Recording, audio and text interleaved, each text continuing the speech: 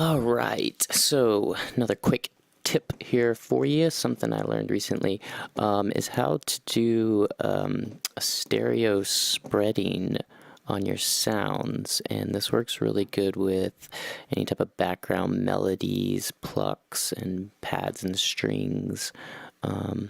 So I'm going to, let's start with,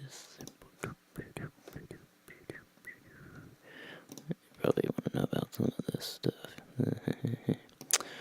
Let's just see. Who cares?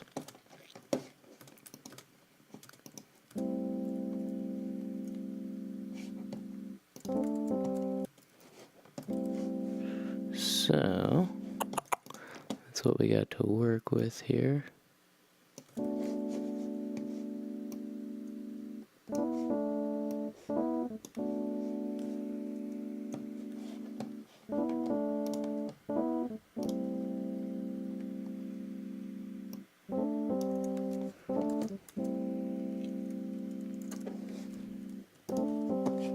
Now watch.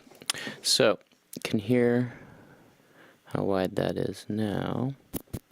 What we're gonna do, I'm just gonna use an audio effect track.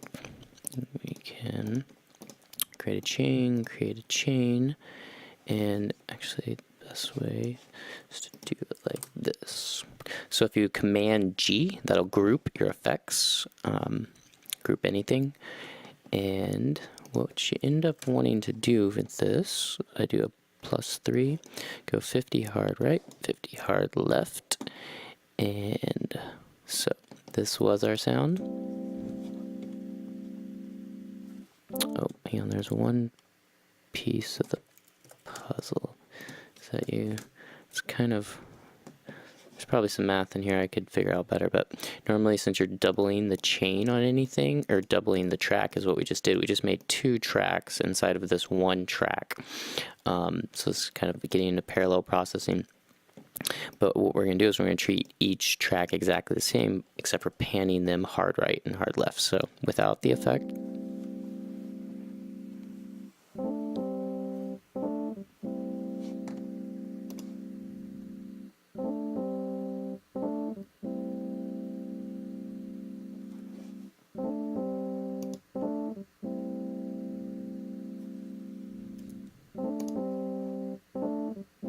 So it's super subtle. This is the type of thing that, you know, you're gonna be able to kind of, it's all the little spices that add up, right? So I'm gonna throw it on my vocal mic so you can kind of hear how much bigger all of a sudden my vocals sound, right? So they're much more intimate, close right now, and now all of a sudden I'm kind of spreading all the way out to your ears, right? Should be working. Okay, cool. Stereo spreading, fun trick. Like and subscribe, please.